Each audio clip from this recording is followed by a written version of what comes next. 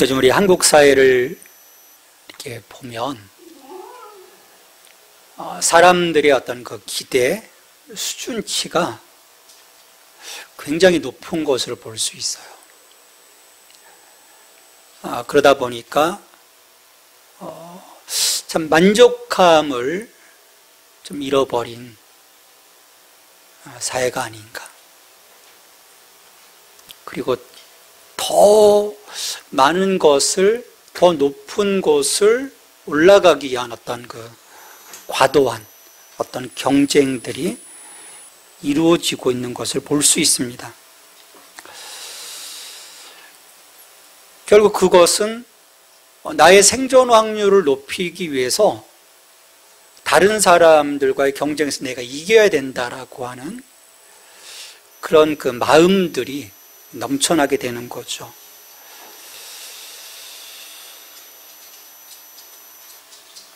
근데 결국 그런 그 과도한 경쟁 속에서 앞으로 치고 나가는 사람들도 있겠지만 그렇지 못한 대다수의 사람들은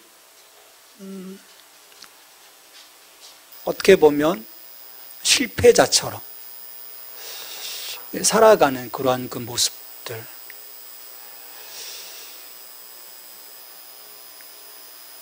더군다나 이 세상을 보면 공정한 사회가 아니잖아요. 불평등한 사회거든요. 이미 시작부터 기울어지는 운동장에서 시작되어지는, 그러니까 한 개인의 노력만으로 이런 것들을 사실은 풀어갈 수 없는 거죠. 정말 우리 한 사람 한 사람을 보면 열심히 살아갑니다. 쉼 없이 일하고, 물론 놀고 먹는 백수들도 있겠지만 대부분의 사람들을 보면 정말 최선을 다하는 것 같아요. 근데 그럼에도 불구하고 앞으로 나아가지 못하고 제자리 걸음 혹은 더 뒤로 밀리는 것들을 보게 됩니다. 한국 사회의 이러한 그 불평등은요, 한국 사회의 소멸을 앞당겨 오는 것처럼 보입니다. 전 세계 최하위를 기록하고 있는 이 출생률, 또 전 세계 최고의 자살률, 이런 것들이 우리 사회의 어떤 어두운 면을 극명하게 보여주는 거죠. 10대, 20대, 30대 1위가 자살입니다. 그러니까 이 경제적, 사회적 불평등이 어떤 그 사람의 그 내면, 어떤 그 정신적인 그 부분들과 직결되어지면서 자살로 이어지는 거죠.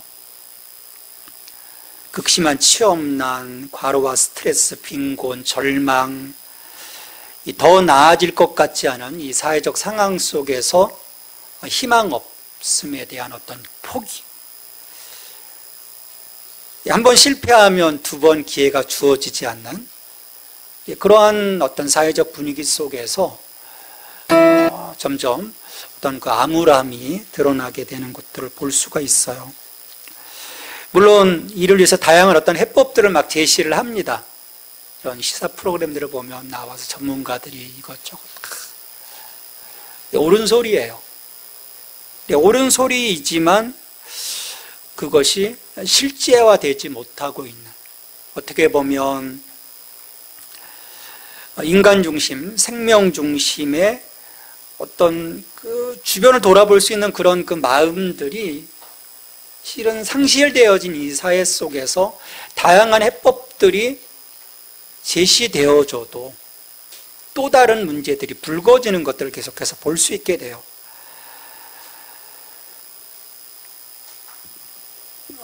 우리 서구 쪽에 이런 그 다양한 어떤 그 시스템들이 도입되어져서 복지국가로 나아가는 그 북유럽의 나라들을 보게 되잖아요. 그 나라들에 대한 어떤 시스템들이 어떤 모델로 우리에게 제시되고 있는데, 좀 생각해 보면 과연 그 사람들, 우리가 부러워하지만 그 사람들은 과연 행복해하고 있을까? 그 삶이 그 나라 전체의 사람들의 그 마음에 정말 샬롬을 주고 있을까? 또 보면 그렇지가 않은 거예요. 부러울 것 같은데 거기에서도 엄청난 사람들이 스스로 목숨을 끊는 그런 일들이 계속 이루어지고요. 오히려 행복지수가 저 아프리카보다도 못한 그러한 모습들을 보게 됩니다. 왜 그럴까? 오늘 이런 어떤 해결책들을 가지고 어떤 시스템들을 구축한다고 해서 해결될 문제가 아니기 때문인 거예요. 그러니까 반쪽짜리는 되는 거죠. 어떤 그 인프라와 그 시스템을 구축하는 데는 도움이 되는데 정작 우리 사람의 문제가 해결이 되지 않는다라는 거예요. 사람의 문제가. 우리 신앙에 있어서도 마찬가지인 것 같아요. 하나님의 은혜를 말씀하고 또 그 말씀 앞에서 우리가 어떻게 살아가야 될지를 알고 있음에도 불구하고 오늘 우리 전세대비에서 얘기했던 것처럼 범사에 감사라. 그래야 감사해야죠. 그런데 실천이 되지 않는 것은 다른 것의 문제가 아닌 거죠. 하나님의 문제가 아닌 거죠. 사람의 문제인 거예요.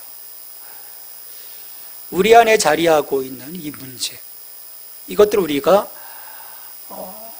들춰내고 이것들을 과감하게 바꾸지 않으면 그 어떤 상황에서도 또 다른 그 문제들이 불거질 수 있다는 거죠. 한 가지 실험을 한 이야기가 있습니다. 이 사람에 대한 문제인 거예요. 이 영상을 잠깐 보고 또 말씀을 나누도록 하겠습니다. 매일 $100씩 아무 이유 없이 $3,000를 받았어요. $3,000면 한 400만 원 정도잖아요. 400. 사람들의 반응이 재미지 않습니까? 한 달이에요. 한 달 겨우. 우리의 마음이 한 달짜리구나라는 그런 생각을, 물론 이게 객관적인 그런 부분은 아니지만 한 달짜리, 우리의 감사에 대한 표현이 겨우 한 달? 이걸 못 버티나? 특별한 경우라고 할 수 있겠죠. 우리가 하나님의 은혜에 대한 부분을 생각해 볼 때 우리도 이렇지 않은가라는 생각을 해봐요. 처음에 받은 은혜가 막 공유되어지고 막 서로 그런 간증들이 막 이어지다가 어느 순간에는 당연한, 그러다가 내가 누렸는데 왜 없지? 막 섭섭해하고 실망해하는 그 모습들, 이게 우리의 자연스러운 모습이 아닌가 생각을 해봅니다. 근데 지금 내가 누리고 있는 것 중에서 그 누림이 지극히 당연한 것들이 사실이 있을까요? 저는 없다고 생각해요. 다 소중한 거예요. 다 소중한 거예요. 근데 우리는 어느 순간 그냥 늘 있었으니까 지극히 당연한 것처럼 여기는 경우들이 참 많은 것 같습니다. 그러다 보니까 그것에 대한, 그 일에 대한 소중한 마음들을 우리가 잃어버리는 거죠.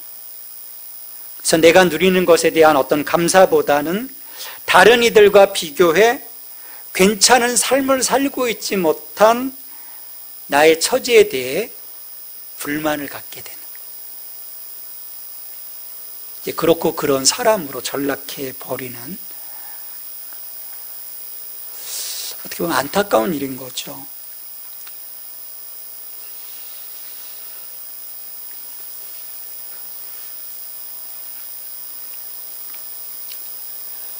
우리의 시선이요, 이런 그 물질적 가치관과 자본주의 논리 안에서 철저하게 이 땅의 것들에 얽매여 있다면 우리는 이런 모습에서 벗어날 길이 없습니다. 그래서 성경은 끊임없이 우리의 그 마음을 어디에 둘 것인지에 대해서 성경은 그래서 끊임없이 이야기하고 있는 것이죠.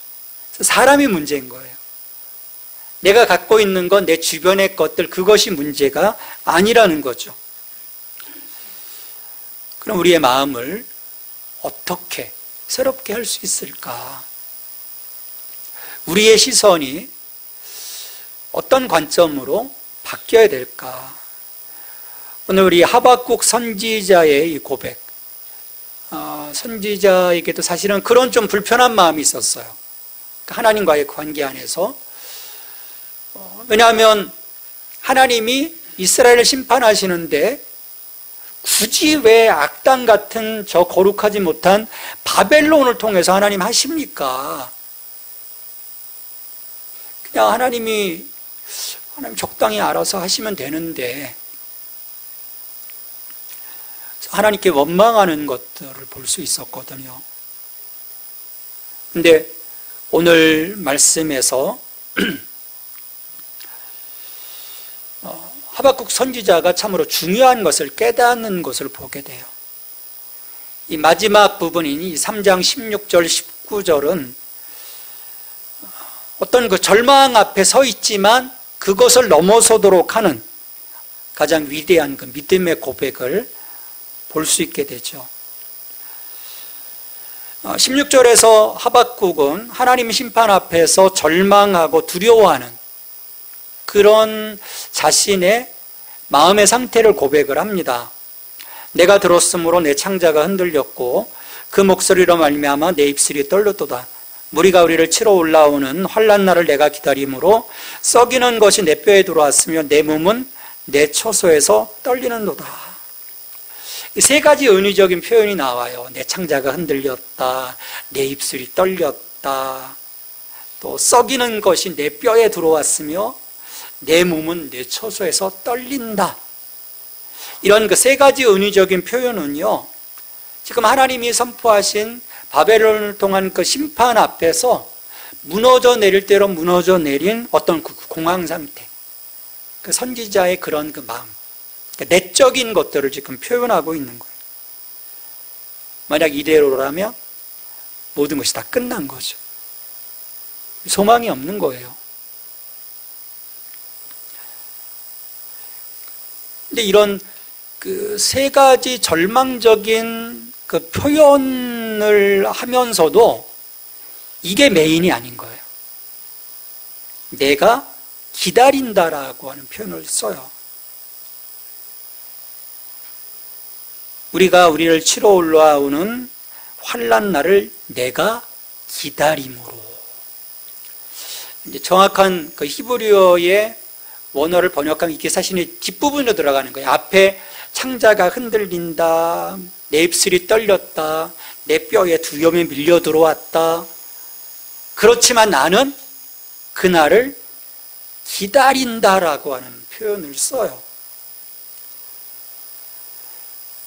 그 기다림 속에는요, 두 가지 마음이 있는 거예요. 하나님이 반드시 그 약속하신 것, 그 선지자를 통해서 계시하신 것들을 이루신다라고 하는 그 확신과 함께, 또 하나님은 예전처럼 우리를 심판하시지만 다시금 우리를 회복해 주실 거야. 나는 그때를 기다려. 어떤 그 절망과 소망이라고 하는 그 두 가지 그 마음을 가지고 하나님 앞에 서 있는 하박국의 그 마음을 우리는 여기서 볼 수가 있습니다. 그런 기다림, 그 절망이지만 그 속에서 소망이 있는 그 기다림이기에 17절에서는 갑자기 그 느낌이 확 달라지죠. 비록 무화과 나무가 무성하지 못하며 포도나무에 열매가 없으며 감람나무에 소출이 없으며 밭에 먹을 것이 없으며 우리의 양이 없으며 외양간에 소가 없을지라도. 자, 16절에서는 고통을 토로했지만 그 고통을 기다리는 가운데 그가 지금 벌어지고 있는 어떤 상황에 대한 그 마음이 아닌 앞으로 이런 상황 속에서 이루어 가실 하나님에 대한 어떤 그 기대, 그걸 고백하기 위한 17절이 지금 사용이 되고 있어요. 나는 6가지가 지금 여기서 이야기되고 있는 거거든요. 6가지 어떤 그 상황들, 짧은 센텐스들을 통해서 지금 내게 아무것도 없어, 난 지금 절망이야 라고 하는 그 부분을 표현하는 거예요. 무화과나무가 없다, 포도나무가 없다, 감람나무에 열매가 없다, 그리고 외양간에 소도 없다, 양도 없다, 먹을 것도 없다. 지금 다 없는 거예요. 이거는 먹을 것뿐만 아니라 하나님께 제사 드리는데도 지금 문제가 생긴 거예요. 포도주가 없어요. 전제를 드릴 수가 없어요. 양이 없어요. 제물을 드릴 수가 없는 거예요. 지금 예배도 무너지는 상황인 거예요. 예배도 무너지고 삶도 무너지고 모든 것이 다 무너지는 그 비참함의 그 상황, 절망적인 그 상황, 그것을 이 6가지의 무엇이 없습니다, 무엇이 없습니다, 무엇이 없습니다, 무엇이 없습니다 라고 표현하고 있는 거죠. 생존 자체가 불가능한 거예요. 생존 자체가. 이럴 때 사람들이 쉽게 택하는 길이 뭐겠습니까? 포기인 거죠. 포기. 지금도 이런 절망 앞에서 수많은 이들이 안타깝게도 스스로 목숨을 끊습니다. 하루에도 수십 명씩 목숨을 끊어요.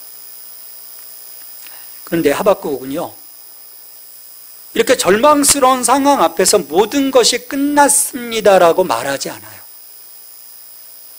삶을 지탱해 주는 것들이 다 사라진다고 할지라도 그것이 끝이 아닙니다라고 그는 고백하기 시작합니다.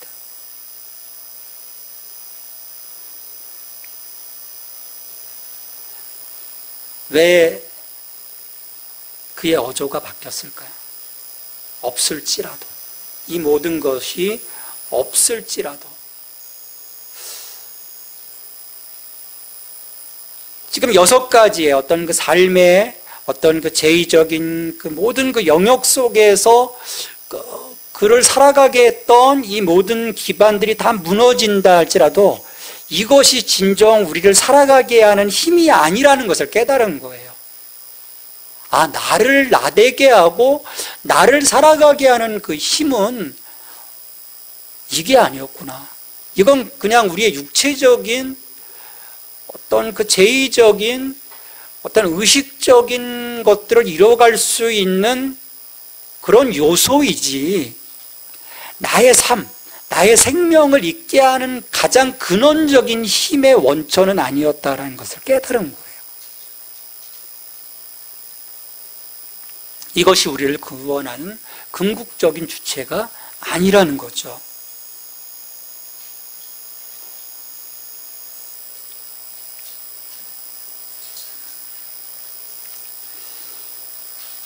왜냐하면 이것들이 없어져도 이것들을 있게 하시고 가능하게 하시고 누리게 하시는 하나님이 하박국과 함께 하셨음을 그는 깨달았던 거예요. 그래서 그는 노래할 수 있었습니다. 18절에서 나는 여호와로 말미암아 즐거워하며 나의 구원의 하나님으로 말미암아 기뻐하리로다. 물론 무화과나무의 열매, 포도 열매, 외양간에 소, 양, 먹을 것 있으면 좋죠. 얼마나 좋습니까? 풍성하다면 감사하죠. 이것이 없다고 해서 죽는 것은 아니라는 거예요. 하지만 하나님이 없다면 그것이 죽음이고 절망이다라고 하는 것을 하박국은 이 과정 속에서 알게 된 거예요.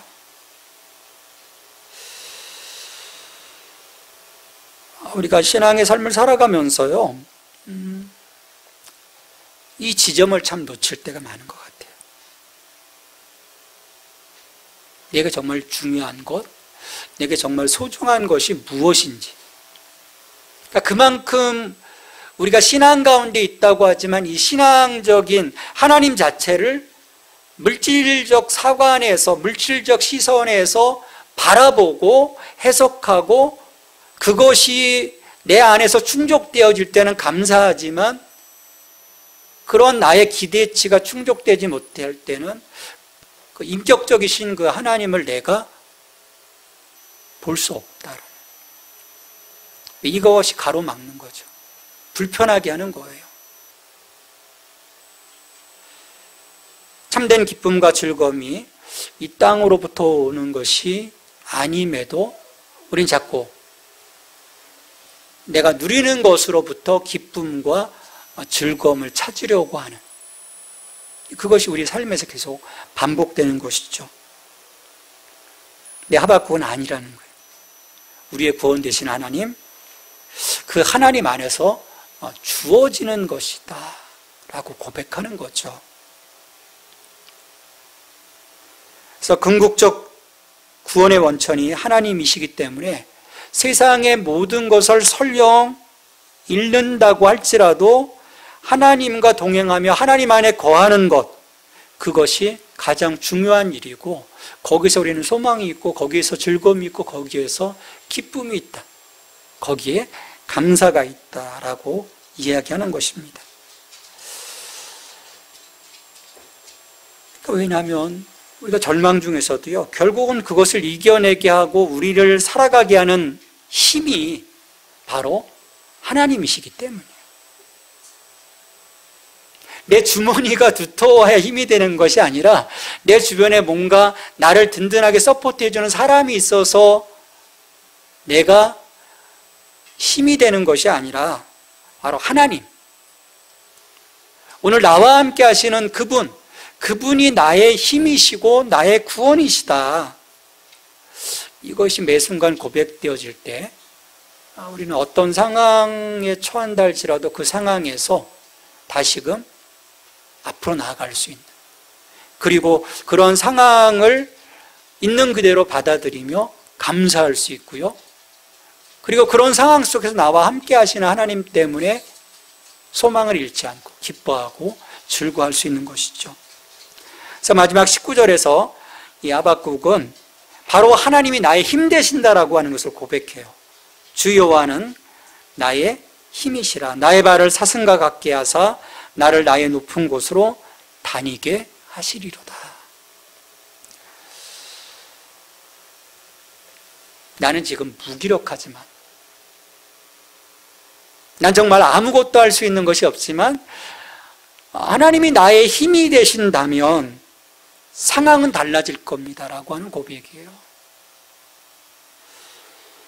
이 나의 힘에 해당하는 이 히브리어 하일은요, 하나님의 능력, 물질적인 재산, 군사적인 힘 등을 나타내는 데 사용되는 단어입니다.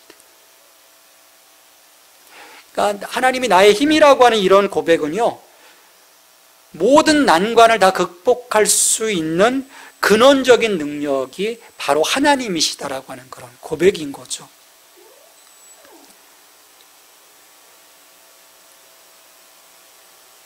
그래서 이 하나님에 대한 분명한 그 믿음, 우리가 이 하박국처럼 고백할 수 있다면 어느 때, 어느 시, 어떤 상황에서도 나의 힘이 되시는 그 하나님 때문에 그 상황들을 넘어설 수 있는, 그래서 내가 그분을 찬양하고 그분께 감사할 수 있는 그런 예배자의 삶을 우리가 살아갈 수 있게 될 것입니다. 이러한 하박국의 상황, 형편을 초월한 하나님의 능력과 자비하심에 대한 확신, 이건 오늘을 살아가는 우리 모든 성도들의 실은 신앙 고백이 되어줘야 해요. 이 고백을 우리가 잃어버리게 되면요, 이 세상을 우리가 어떻게 살아갈 수 있겠습니까? 마음처럼 다 되지 않잖아요. 목표했지만 실패하기도 하고요, 좌절하기도 하고요.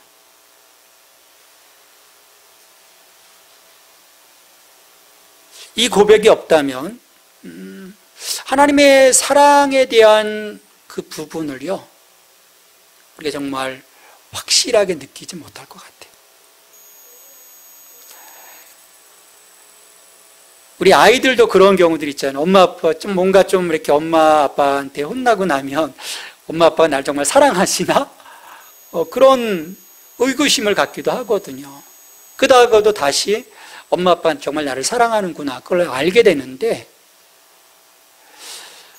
이러한 그 하박국의 그런 그 고백이 우리 가운데 없다면 어느 지점에서 이 하나님의 사랑에서, 사도 바울은 그 어떤 것도 우리를 하나님의 사랑에서 끊어낼 수 없다고 하는데, 우리 스스로 그 사랑을 끊어버리는 엄청난 실수를 범하게 되는 거죠. 왜 신앙의 길에서 왜 자초할까요? 왜 하나님을 버릴까요? 하나님이 버리신 것이 아니거든요. 끊어낼 수 없다고 했지만 나 스스로 끊어내고 떠나가는 그런 배교자의 삶인 거죠. 그것은 바로 나의 힘이 되시는, 나의 구원이 되시는 그 하나님에 대한 분명한 하박국의 그 고백, 그것들 우리가 상실했기 때문이 아닌가 생각을 해봅니다. 이렇게 하나님께서 나의 힘이 되어주시기에 이 하박국 선지자는요, 이 의기소침의 자리에 앉아있지 않았어요. 그가 뭐라고 고백합니까? 나의 발을 사슴 같게 하사 나를 나의 높은 곳으로 다니게 하실 것이다. 사슴은 이 산악지역에서도 굉장히 민첩한 동물입니다.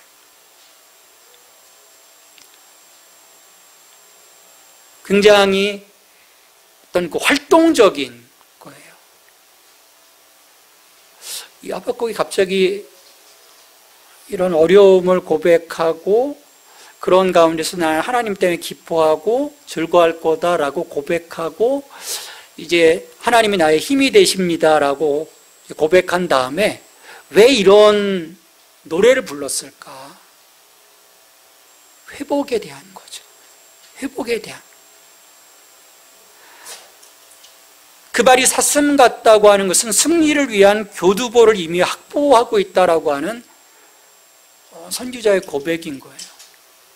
높은 곳에 나를 다니게 하실 것이다.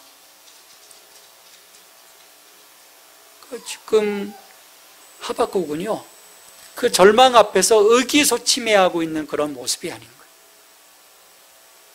나를 사슴 같게 하실, 저 높은 곳을 뛰어다니게 하실 하나님을 바라보고 있는 거죠. 근데 시선은 그런 하나님에 대한 기대와 자기 자신을 이루어 가실 하나님에 대한 그림을 바라보고 있지만 이 두 발은 지금 어디에 있습니까? 지금 무화과 나무도 없고 감람나무에 수출도 없고 양과 소도 없고 밭에 수출도 없는 그런 상황인 거예요. 모든 것이 파괴되어지는 그런 자리인 거죠. 지금 가자시티를 보시면 여러분 그냥 그런 상황인 거예요. 다 무너지고 있잖아요. 먹을 물도 없어요. 먹을 음식도 별로 없어요. 병원도 문을 닫았어요. 신생아들이 그냥 죽고 있어요. 그 상황인 거예요. 그 상황에서 하박국은 이 그림을 보는 거죠. 나의 힘이 되신 하나님이 이루어 가셔서 나로 하여금 사슴처럼 높은 곳을 다니게 하실 그분에 대한 기대. 여러분, 그렇다면 우리는 결코 우리의 신앙적 삶의 자리에서 의기소침해하고 주저앉는 그 모습이 아니게 되는 것이죠. 그것은 바로 이것들을 이겨내게 하시는 하나님에 대한 확실한 기대와 믿음이 있기 때문인 것입니다. 하지만 우리 주변을 둘러보면 여전히 낙담할 만한 것들, 또 절망스러운 것들 널려 있습니다. 곳곳에 지뢰가 있죠. 곳곳에 함정이 있죠. 그럼에도 이 문제보다 훨씬 크신 하나님, 시련과 어려움을 등이 이길 수 있도록 은혜와 축복을 베푸시는 하나님의 도우심, 그것에 대한 신뢰와 고백이 있다면 우리는 넉넉하게 이기는 자의 삶을 살아가게 되리라 믿습니다.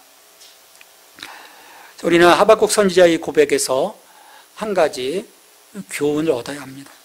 무슨 일이 일어나든지 말든지 간에 개의치 말고 하나님이 우리의 구원이 되시고 힘이 되시고 우리와 함께 하신다고 하는 것. 나는 그분 때문에 즐거워하고 그분 때문에 기뻐하는 것이지 다른 것이 아니라는 것.